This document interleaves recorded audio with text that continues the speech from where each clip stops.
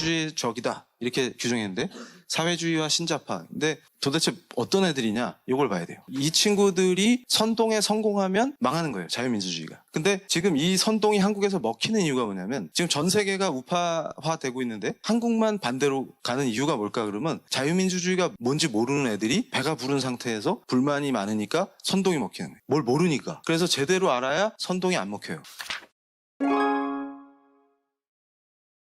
그래가지고 이분이 누구냐면 로버트 서비스 교수예요. 이분이 쓴 역작이 있어요. 이게 한국어판 제목이 커뮤니스트로 나왔는데 좋은 책입니다. 왜냐하면 지구상에 존재하는 모든 붉은 세력을 다 정리해놨어. 너무 좋은 책. 그 전 세계 정치사에서 이 좌파들을 내가 싫어하는 게 과거엔 나도 좌파였지만 정신 차리고 나서 좌파를 싫어하게 된 이유가 뭐냐면 안 되는 걸 좋아해요. 남 안 되는 걸 좋아해. 그리고 갈등을 좋아해. 뭐냐면 그게 찬스예요. 얘네들한테는. 1929년에 대공황이 오니까 막 무너진다고. 기업이 쓰러지고 사람들이 배가 고프고 일자리가 없고 막 이러니까 이때가 혁명의 기회다 이렇게 돼요. 그게 국제공산당을 코민테른이라고 했는데 위축됐던 애들이 지금 전 세계를 공산할 수 있겠다 이렇게.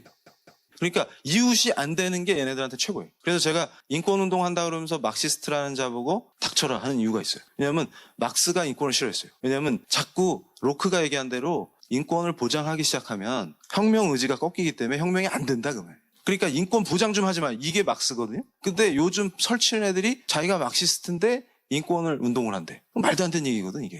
상황이 악화될수록 혁명의 전망은 밝아진다 이렇게 나오는데 그래서 내가 우려하는 것 중에 하나가 그거예요. 지금 얘네들이 사회주의로 한국을 이행시키면서 경제가 도산했을 때 그때가 오히려 진짜 적기일 수가 있다. 그러니까 멍청하면 망했는데 그럼 정신을 차려야 되는데 여기서 한 단계 더 선동했을 때 먹히면 진짜 다 죽는 거예요. 정신을 차려야 돼요. 제가 지난주에 엄청 바빴는데 어떤 큰 교단에 목사님들 왕창 모이신 데서 특강을 했는데 거기서 중간 쉬는 시간에 어떤 목사님이 날 따라와서 교수님 좌파라고 표현하시는 거는 뭐 이러는 거예요. 그래서 이분은 좌파 우파 이런 얘기가 싫다 이거예요. 근데 있는 걸 어떻게 얘기를 하네? 좌파가 스스로 좌파라는데 그럼 좌파를 좌파라고 부르지 뭐라고 그럴까? 쪽파라고 그럴까?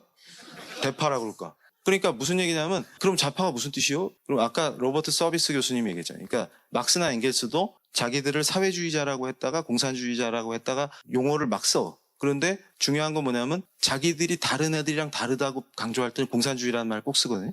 그러니까 넓게 봐서 서비스 교수님이 정리한 것처럼 커뮤니스트들은 다 좌파라고 불러도 돼요. 근데 그 계열이야. 그러니까 얘네들은 혁명을 얘기하지만 시스템을 붕괴시킨 다음에 정실주의를 얘기해요.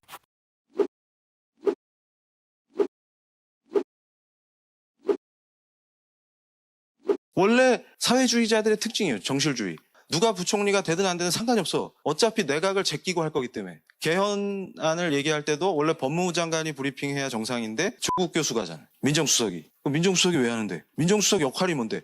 헌법에 통치구조가 있잖아요. 그러니까 대통령 안을 내라는 거는 대통령 개인안이 아니라 행정부 안을 내라 그 말이에요. 개헌안에. 상권 분립이니까. 그러기 때문에 내각이 심의하게 돼 있는 거예요. 근데 40분 만에 심의를 끝냈는데요.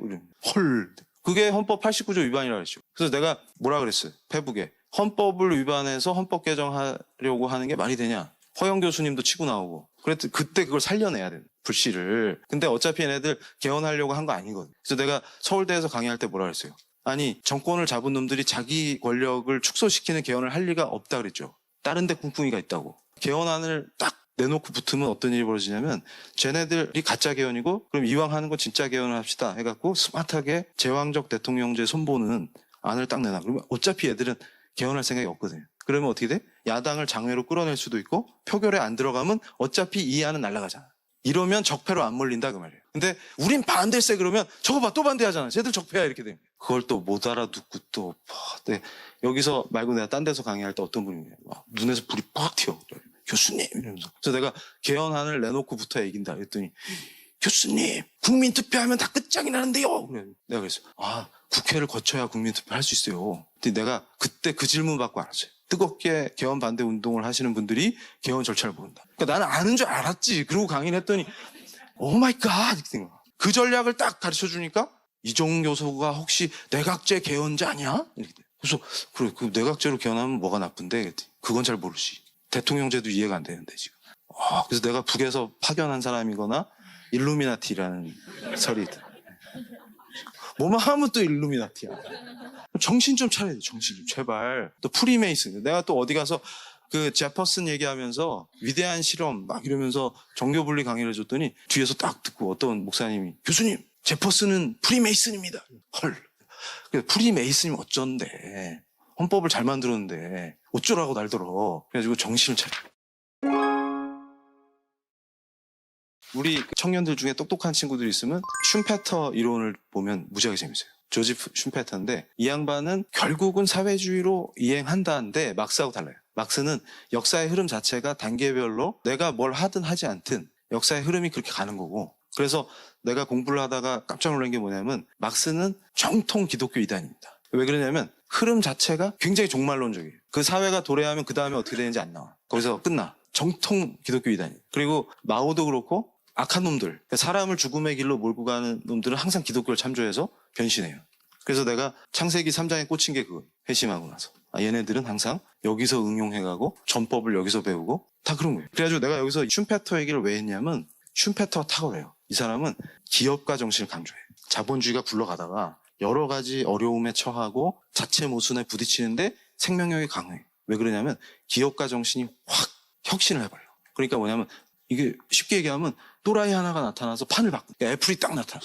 그리고 구글이 딱 나타나. 이런 애들이 창의적으로. 그걸 받쳐주는 시스템만 있으면 이게 이상하게 가다가 또 확 뒤집히고 판이 갈려요. 그러니까 고기 굽다가 불판 갈아주세요 이렇게 돼. 자꾸 이게 경제가 이러다가도 그런 애들이 나와서 앞에까지 있었던 모든 내려오던 것들을 한 방에 뒤집는 혁신 이런 게 가능한 구조이기 때문에 이게 생명력을 가져요. 이게 기업가 정신, 창의적 기업가 정신. 그런데 문제는 뭐냐면 그렇게 하더라도 자본주의가 굴러가다 보면 어떻게 되냐면 관료 조직이 늘어나요. 그러니까 삼성이 커지다 보면 기획력 있는 애들이 관료화돼. 이러면서 결국은 중앙통제 쪽으로 가게 돼요. 여기서 말하는 슌페터가 사회주의적이라고 표현하는 거는 계획적인 중앙통제를 얘기해요. 엘리트들이 계획을 세우고 그거에 맞춰서 돌리는 거죠. 자유롭게 풀어놓고 알아서 돌아가는 방식이 아니고 그게 사회주의화된다. 그러니까 결국은 발전된 사회는 관료층이 늘어나고 지식인층이 증가되기 때문에 관리, 통제, 관료제적 구조가 강화되면서 중앙 컨트롤 방식으로 가게 됩니다. 그걸 얘기하는 거예요. 그런데 문제는 뭐냐면 이때 이 사회주의화가 되는 그 구조 중에 뭐가 있냐면 양극화 문제가 있어요. 양극화가 되면은 전통적인 부르주아들이 힘이 빠져요. 그러니까 뭐냐면 항상 자유민주주의 체제가 잘 유지되고 자본주의가 건강하게 굴러갈 때 중산층이 중요해요. 중산층이 나와줘야 돼요. 그러니까 항상 얘기하는 게 중국이 제대로 된 입헌주의, 헌정주의를 못하는 이유가 뭐냐면 부르주아적 상상력을 문화혁명으로 싹 제거했기 때문에 그래요. 어느 사회든 부르주아적인 상상력이 꼽힐 때 가장 발전해요. 법문화도 그렇고. 종교개혁의 핵심 인사들이 튼튼한 중사층이야. 지식층이고. 그러니까 가능했어, 서구 정치가. 그걸 염두에 둬야 돼요. 그런데 그게 이제 어떻게 되냐면 이게 양극화가 되면서 그 전통적 부르주아들이 힘이 빠지고 또 뭘 하냐면 여러분이 잘 생각해봐요. 가난할 땐 오히려 불만이 적어. 근데 고기도 먹어본 놈이 먹는다고? 맛을 본 애들이 불만이 많아. 왜냐하면 이거는 마블링이 없잖아요. 소고기인데 그냥 먹으면 안 되겠니? 마블링이 없어요. 이렇게 되는 거예요. 그럼 어떻게 돼? 그게 지금 우리 현상이에요.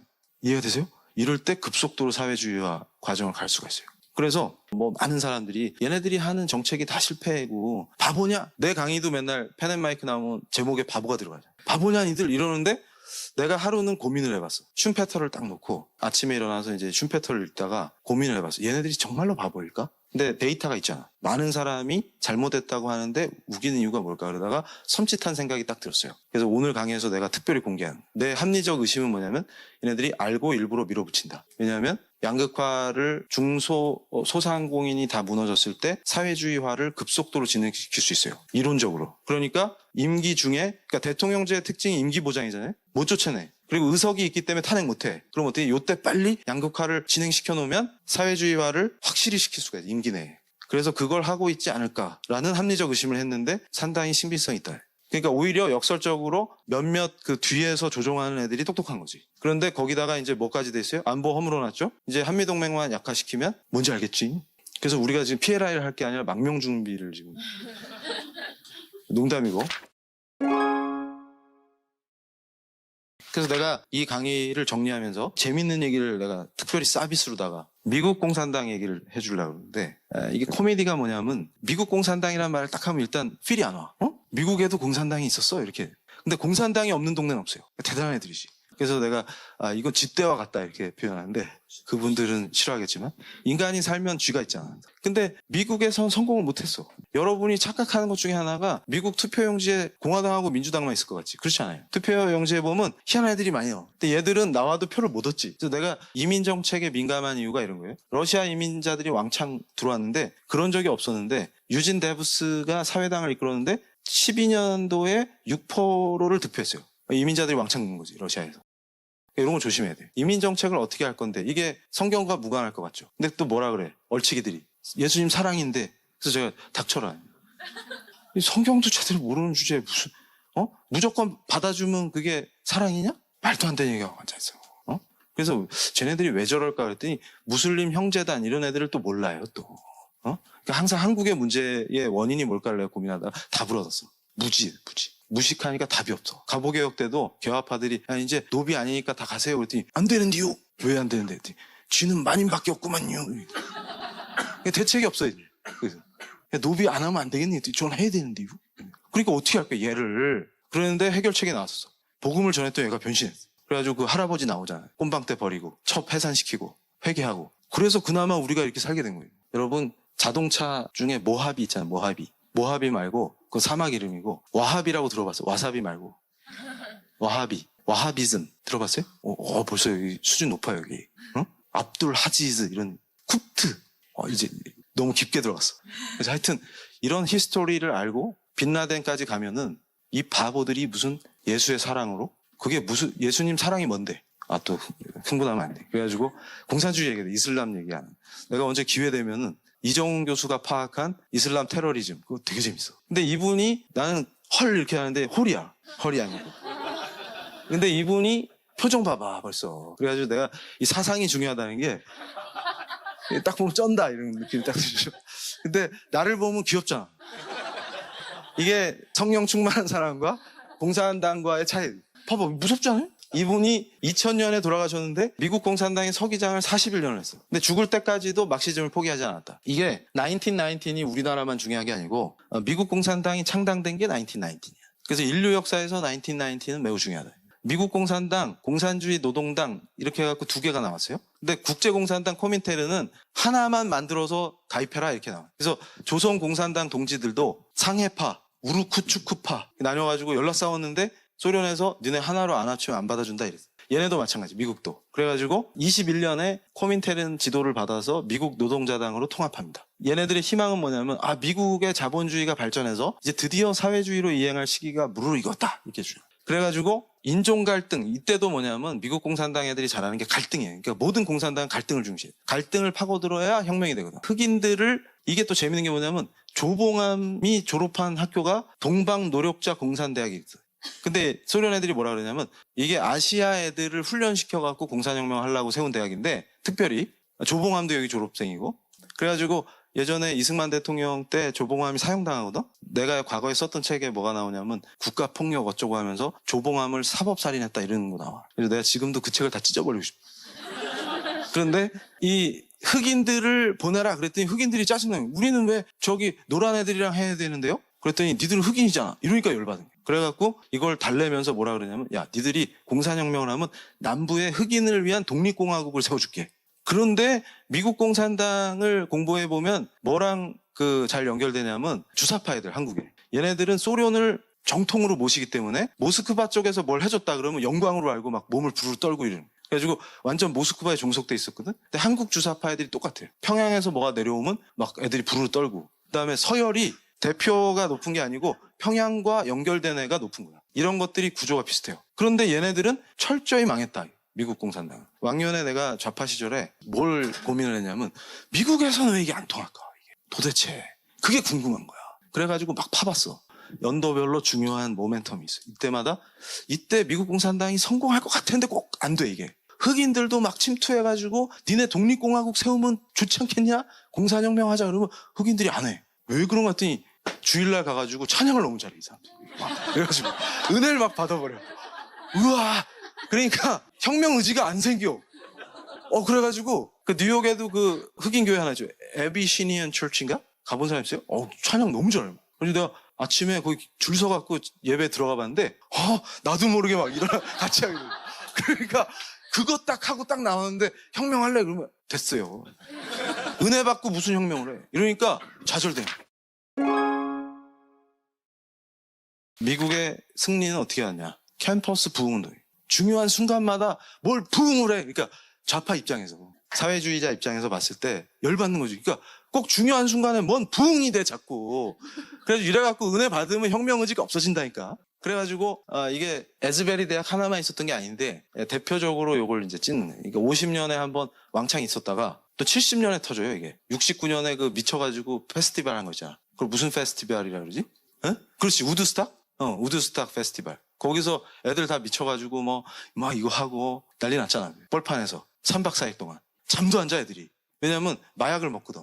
그래가지고 온갖 음란한 짓을 하고 해방이다 이래갖고 반전 반핵 동성애 온갖 주장하면서 거기서 으아 해방이다. 그런 해방은 안 할란다 나는. 왜냐면 아침에 후폭풍이 만만치 않다.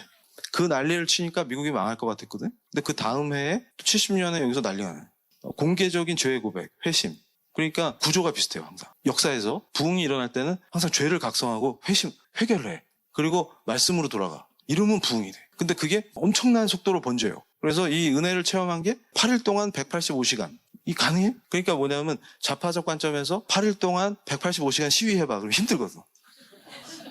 근데 얘들은 감당한다. 그래가지고 영상을 보면 또 되게 좋아해. 이러면서. 그래서 이게 전미에 퍼졌다.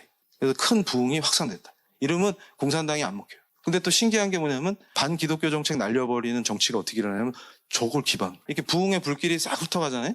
그러면 거기에서 또 중요한 사람들이 등장해갖고 후배도 키우고 밑에 애도 키워가지고. 그래서 제가 딱 보면 한국이 왜 망하냐? 사람을 키워. 전통이 없어. 그리고 전통을 부정해 항상. 다 나쁘게 만들어. 앞에 거를. 그러면서 또 어떻게 돼요? 관대한 척하면서 사상 검증 안 하고 오케이. 그래서 어떻게 됐어? 지금 이 판이 된 거예요. 그러니까 여러분 잘 생각해봐요. 지금 정리하면서 문과 그 일당이 중요한 게 아니에요. 누가 중요한 거냐면 사실은 우리나라 정치사에서 패거리가 완전히 사라질 뻔한 적이 있었어요. 근데 왜 기사회생을 하더니 집권까지 했냐? 그럼 그 원인이 어디냐 그러면 걔네가 잘해서가 아니라 우리가 못해서요. 답은 그거예요. 그래놓고 걔들만 욕해. 지금도 보면 우리가 어떻게 정신 차려야 됩니까? 얘기는 없어. 보면 다 걔들 욕하는 거예요. 그래서 내가 걱정하는 거예요. 제 정신이 아니에요. 지금도 왜 이 꼴이 됐는지를 원인도 몰라. 원인도. 그래서 80년대 운동권 특유의 문화가 유지될 때 국민들이 다 등을 돌렸어요. 쟤들은 안 되겠구나. 그래서 폭삭 망해서 없어질 뻔했어요. 근데 갑자기 존재감 없는 당 하나 있잖아요. 거기서 뭔 짓거리 했어요? 그럴 때일수록 뭘 발굴해야 돼? 탁월한 애들을 발굴해야 돼. 사람을 육성하고. 그래서 신인들을 등판시키고. 이렇게 했으면은 절대 안 뺏기지. 근데 뭔 짓거리 했어요? 예를 들어서 돈 바치는 순서대로 공천해주면 돈 내고 공천받은 애가 대통령이 위기에 처하면 구합니까? 바로 도망가지. 그래서 제가 하는 얘기가 뭐냐면 어느 나라나 중국에 딱 맞는 통치자는 시진핑이야. 일본에 딱 맞는 분은 아베고 우리한테 딱 맞는 사람이 문재인이라니까. 그래서 제가 이번 강의를 끝내면서 그 얘기하죠. 내가 기가 찬 게 뭐냐면 전직 외교관들이 장차관급 외교관들이 이구동성으로 빨리 한미 미군 주둔 관련해서 분담금 문제 해결하라 이러니까 조선일보에 그게 나왔거든요. 그랬더니 댓글을 보고 내가 쓰러질 뻔했어. 저는 우파입니다 이러면서. 우파가 이렇게 생각 없이 미국이 주둔하는 거는 미국 이익을 위해서 엄청난 전략적 이익을 한국에서 얻고 있는데 왜 우리가 돈을 더 냅니까? 이러면서 이런 주장하는 거 보니 참 우파라고 부르기 한심하군요. 지가 한 수 가르쳐요. 그 밑에 보니까 더 황당해. 전략적 사고를 못해요 이러면서. 이럴 때 돈을 아껴야지. 오, 그렇구나. 그래서 폴란드는 아예 IQ가 2자리에서 전 국민이 모든 비용을 다 댈 테니까 미군 영구 주둔해달라고 하는구만.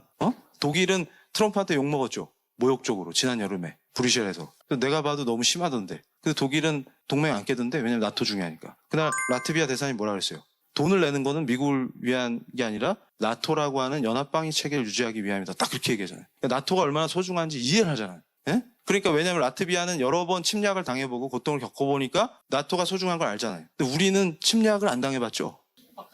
그러니까 미군이 필요 없죠. 그래가지고 설 연휴 맞춰서 35조를 푼 다음에 그거 다 빚이야. 다음 세대가 갚아야 돼. 공짜는 없어 이 세상에. 그것도 좋텐다. 그런데 뭐는 해? 그거 얼마 차이도 안 나는데 그건 못 주겠다는 미국한테. 그래서 제가 그랬어요. 2017년에 일본 후지 TV에서 아베가 트럼프 대통령이랑 통화하면서 그게 일본어로 표현이 됐다고. 거지 같다. 트럼프 대통령이 문재인은 거지 같다. 그 말 했냐 안 했냐 가지고 진실 게임 한 적이 있어요. 한국 청와대는 발끈해갖고 그럴 리가 없다. 이런데 내가 볼 때 했어. 왜냐하면 북한의 대화를 구걸하는 거지 같다 이렇게 표현했거든. 모노고이 그게 거지야. 요우다 같다. 그랬는데 그게 사실이냐 막 이랬는데 내가 또 반박을 했잖아. 페이스북에 뭐라 그랬냐면 거지를 모욕하지 마라. 왜냐하면 거지도 경험상 누가 좋은 이웃인지 안다. 왜냐하면 거지 생활의 지혜야. 그래야 거지도 살 수 있거든. 누가 좋은 이웃인지 구분 못하면 거지도 죽어. 그래서 내가 그랬어요. 거지만도 못하다. 우리가 그거라니까? 그래서 내가 뭐라 그랬냐면 우리한테 딱 맞는 대통령은 역시 문재인. 그러니까 바보 우파들은 문재인 치하에서 살아라. 근데 그렇게 되면 어떻게 너무하잖아. 그래서 PLI를 한다고. 그러니까 이걸 열심히 들어야 됩니다. 그래서 판을 바꿔야 돼요. 고기 불판. 아저씨 판을 좀 바꿔주세요. 계속 거기서 그 뻗겨내면서 구우려고 하지 말고 판을 바꿔주세요. 그러려면 판을 바꿀 수 있는 인재로 변신하려면 PLI를 들어야 된다. 성경적 세계관 교육 PLI